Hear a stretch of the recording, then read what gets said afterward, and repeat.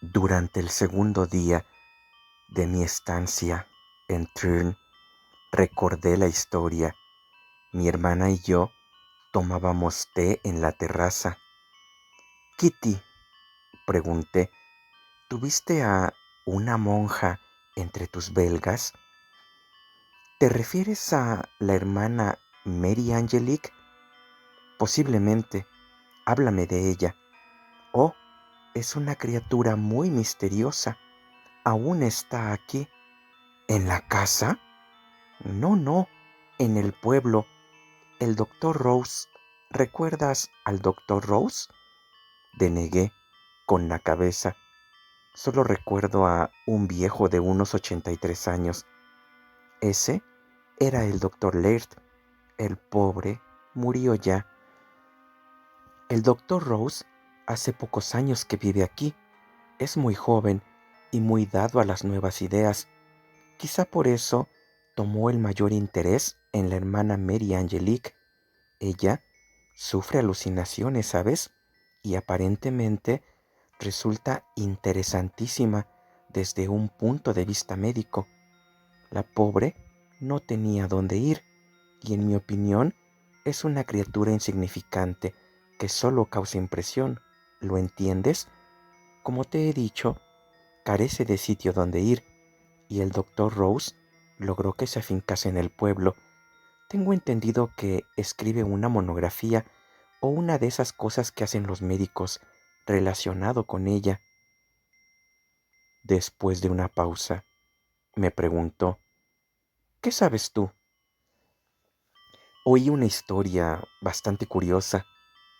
Se la conté tal como me la explicara Ryan y Kitty se interesó vivamente. Tiene aspecto de ser capaz de eso, repuso ella. Con semejante respuesta, mi curiosidad se hizo más acusada. Me gustaría verla, dije. Hazlo, así conoceré la opinión que te merece la hermana Mary Angelique. Primero, visita al doctor Rose.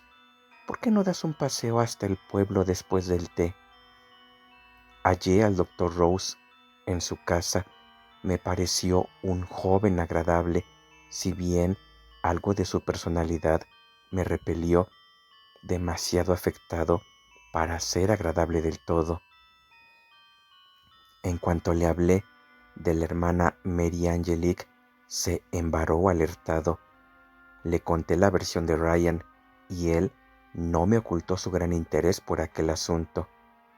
Ah, exclamó, pensativo, eso explica muchas cosas. Es un caso en verdad interesante. La hermana Mary Angelique vino a Inglaterra después de haber sufrido un grave shock mental. También es evidente, según se desprende de su historia, que ya sufría alucinaciones. Quizá le interese acompañarme y visitarla. Creo que vale la pena. Acepté, presuroso, aquella invitación tan deseada. Iniciamos juntos el camino hacia la casita en las afueras del pueblo. Fallbridge es un lugar muy pintoresco. Se extiende en la desembocadura del río Fall, mayormente en la orilla este, pues la del oeste es demasiado abrupta para edificar. Si bien algunas casitas cuelgan de su escollera, como sucedía con la del propio doctor. Desde allí es todo un espectáculo la visión de las olas que, furiosas, se rompen contra las negras rocas. La vivienda que buscábamos se hallaba tierra adentro, fuera de la vista del mar. La enfermera de este sitio vive aquí, me explicó el doctor Rose. Conseguí que la hermana Mary Angelique compartiese la casa con ella, así me es más fácil ejercer una vigilancia y control de su estado. ¿Puede considerársele como normal? Pregunté. Ya juzgará por usted mismo cuando la vea dentro de un instante. La enfermera, un agradable cuerpecillo regordete, se marchaba en aquel preciso instante en su bicicleta. «Buenas tardes, enfermera. ¿Cómo se halla la paciente?», le preguntó. «Como siempre, doctor, sentada, con las manos plegadas y la mente en quién sabe dónde. Muchas veces no me contesta cuando le hablo. Su escasa disposición hace que apenas sepa inglés, pese al tiempo que lleva aquí». El doctor Rose saludó con la cabeza a la enfermera mientras se alejaba, y luego traspasamos la puerta de la casita y en su interior encontramos a la hermana Mary Angelique tendida en una silla extensible cerca de la ventana. Esta volvió la cabeza al oírnos. Me sobrecogió su extraño y pálido rostro. Sus enormes ojos carecían de fijeza al mirar, como si una espantosa tragedia los nublara. «Buenas noches, hermana». «Buenas noches, monsieur le docteur. Permita que le presente a mi amigo, el señor Anstruther». Hice una reverencia y ella inclinó la cabeza, mostrándome una desmayada sonrisa. «¿Cómo se encuentra usted hoy?», preguntó el doctor Rose, sentándose junto a ella. «Estoy más o menos como siempre». Se detuvo un momento y prosiguió. «Nada me parece real. Son días, meses, años los que pasan sin que apenas me entere. Solo mis sueños me parecen realidad». «¿Sueña mucho?». «Siempre, siempre. Y los sueños me parecen más reales que la propia vida». «¿Sueña en su país, en Bélgica?». Denegó con la cabeza. «No, sueño con un país que jamás he visto. Usted ya lo sabe, monsieur le docteur. Se lo he dicho muchas veces». Después de un breve silencio, preguntó: «¿Este caballero es también doctor? ¿Un doctor de enfermedades mentales?». «No, no lo es». Rose trataba de tranquilizarla, si bien al sonreír lucía unos puntiagudos dientes caninos que me hacían compararlo con un lobo. Él prosiguió: «Imagine que posiblemente le interesaría conocer al señor Anstruther. Sabe noticias recientes de Bélgica. Algunas de ellas se refieren a su convento». Los ojos de la enfermera se volvieron a mí. Un leve sonrojo tiñó sus mejillas. «En realidad poca cosa», me apresuré a decirle. «Cené la otra noche con un amigo que me describió las ruinas de su convento». «Luego fue destruido», lo dijo con suave exclamación, como si se dirigiera a ella misma y no a nosotros. Volvió a mirarme, indecisa. Me preguntó: «Monsieur, ¿explicó su amigo cómo fue destruido el convento?». «Lo volaron», y añadí: «Los campesinos temen al pasar por aquel camino de noche». «¿Por qué tienen miedo?». «Una marca negra en una de las paredes provoca en ellos un temor supersticioso». La hermana se inclinó hacia adelante. «Dígame, monsieur, dígamelo rápido. ¿A qué se parece esa marca?». «Tiene la forma de un enorme perro. Los campesinos lo llaman el podenco de la muerte». El «oh» que brotó de sus labios fue un agudo grito. «Entonces, es cierto, es cierto». exclamó. Todo cuanto recuerdo es cierto. No es una negra pesadilla. Sucedió, sucedió. ¿Qué sucedió, hermana?, preguntó el doctor. Ella se volvió a él, ansiosa. Lo recuerdo, allí, sobre los peldaños. Lo recuerdo. Recuerdo cómo fue. Estaba de pie en las gradas del altar y les conminé a que no avanzasen más. Les dije que partieran en paz. No hicieron caso a mi advertencia y continuaron adelante. Y así se inclinó e hizo un extraño gesto. Y así puse en libertad al podenco de la muerte contra ellos. Temblorosa, con los ojos cerrados, la monja se recostó en la silla. El doctor se puso en pie y cogió un vaso del aparador que medio llenó de agua, añadiéndole unas gotas de un frasquito que sacó de su bolsillo. «Beba», le ordenó. La enferma obedeció mecánicamente. Sus ojos miraban sin ver, como si contemplase alguna visión interna. «Todo es verdad», dijo. «Todo. La ciudad de los círculos, la casa de cristal. Todo, todo es cierto. Tranquilícese».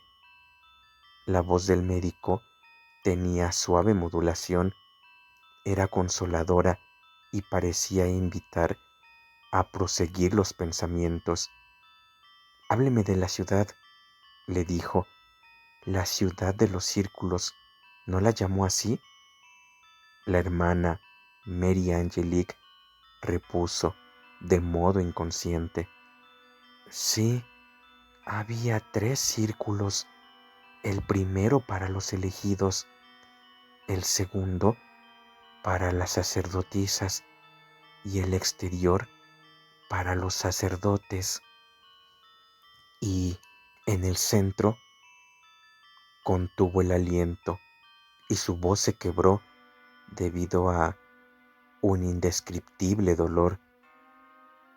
«La casa de cristal». Mientras susurraba estas palabras, se llevó la mano derecha a la frente, donde trazó varios signos. Su cuerpo pareció tensarse. Mantenía los ojos cerrados. De pronto, se inclinó levemente y con repentina sacudida volvió a erguirse. Entonces nos miró como quien se despierta sobresaltado. «¿Qué pasa?», preguntó. «¿Qué he dicho?». «Nada», la tranquilizó Rose. «Está cansada. ¿Quiere dormir un poco? Nos vamos». Parecía desconcertada cuando nos marchamos. «¿Bien?», me preguntó Rose, ya en el exterior de la casa. «¿Qué opina?». Me observaba de reojo. «Imagino que está desequilibrada», repuse lentamente. «¿Lo cree de verdad?». «No, en realidad no. De hecho, ha sido convincente». Mientras la escuchaba, tuve la impresión de que había realizado cuanto explicaba, algo así como si realmente fuera autora de un extraordinario milagro. Parece sincera al narrar su historia. Quizá por eso... «Sí», me interrumpió, «quizá por eso considera que está desquiciada. No obstante, estudié el asunto desde otro ángulo. Suponga cierto que ejecutó el milagro. Suponga que fue ella quien destruyó aquel edificio y a varios centenares de seres humanos. ¿Con la simple fuerza de su voluntad? Pregunté, algo escéptico. No, no de ese modo, pero usted, con toda seguridad, admite que una persona puede destruir a una multitud con solo pulsar un interruptor que controle un sistema de minas. En ese caso, se trata de un hecho mecánico, cierto, pero en esencia no deja de efectuarse un control sobre fuerzas naturales. El rayo y una descarga eléctrica vienen a ser una misma cosa. Conforme. Ahora bien, insisto en que una descarga eléctrica necesita medios mecánicos. El doctor Rose se sonrió. Existe una sustancia llamada pirola. Se encuentra en la naturaleza, en forma vegetal. También el hombre puede lograrla químicamente en un laboratorio. Y bien, creo que algunos fenómenos pueden ser provocados por medios distintos. El hombre normalmente se vale de procedimientos químicos o mecánicos, pero puede haber otros medios. Piense en cuánto hacen los faquires indios. Es fácil explicar los fenómenos que ellos provocan. Eso prueba que las cosas llamadas sobrenaturales no siempre lo son. Un rayo es algo sobrenatural para un salvaje. Luego, lo sobrenatural deja de serlo cuando son conocidas las leyes o causas que lo provocan. ¿Qué quiere usted decir? Pregunté fascinado. Que no rechazo enteramente la posibilidad de que un ser humano pueda provocar una fuerza destructora y usarla según su deseo. Indiscutiblemente nos parecería un hecho sobrenatural cuando en realidad no lo es. Le miré perplejo. Él se rió. Simple especulación, no se asuste, dijo suavemente. ¿Notó usted el gesto que ella hizo al mencionar la casa de cristal? Se llevó la mano a la frente.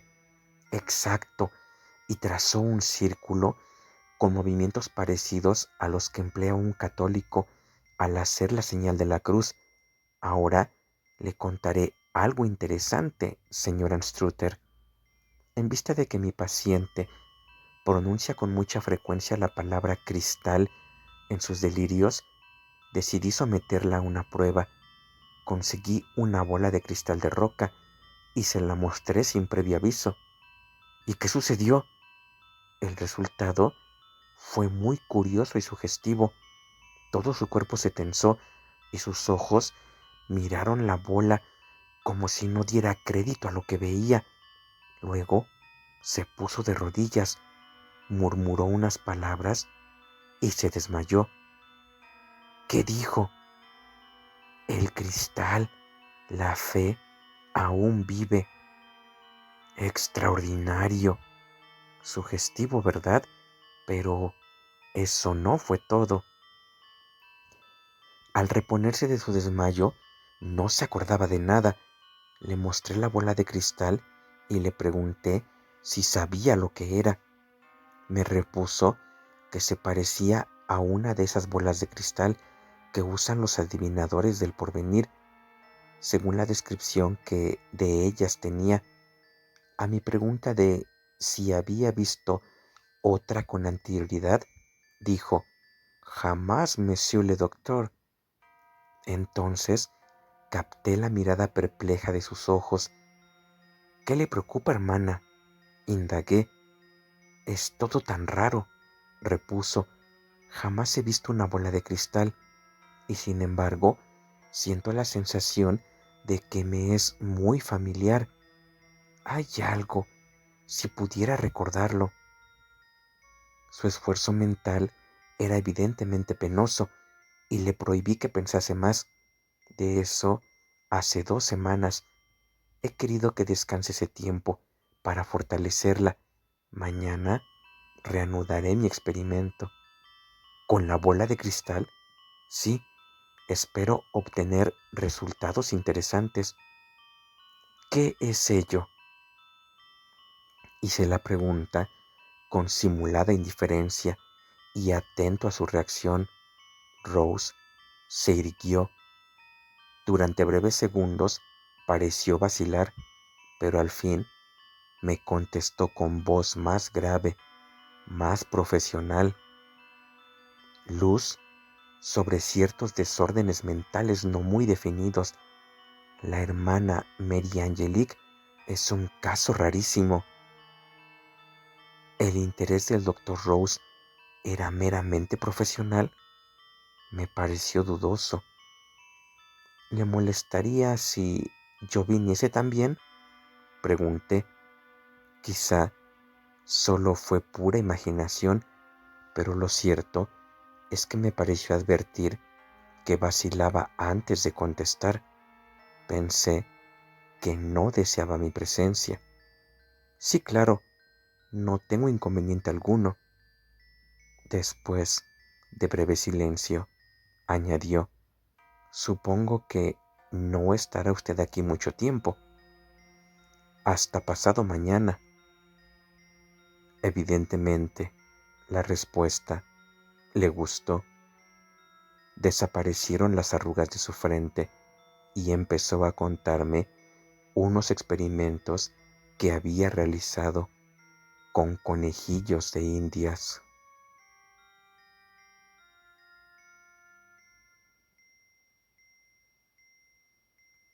Capítulo 2.